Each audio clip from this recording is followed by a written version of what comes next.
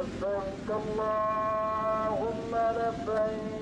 Alhamdulillah, saat ini ataupun saatnya mandum jamaah Haji Aceh karena di Padang Arafah bersiap-siap untuk melaksanakan wukuf yang merupakan puncak haji.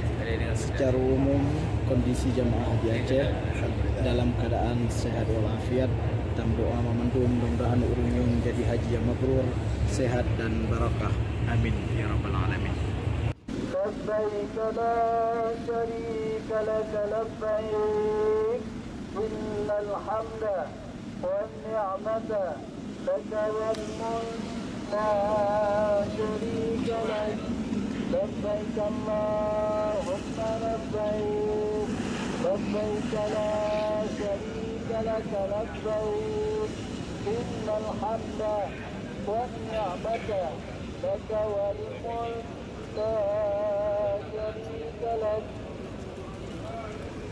لبيك اللهم لبيك لبيك لا شريك لك لبيك إن الحمد والنعمة لك والملك لا شريك لك لبيك اللهم لبيك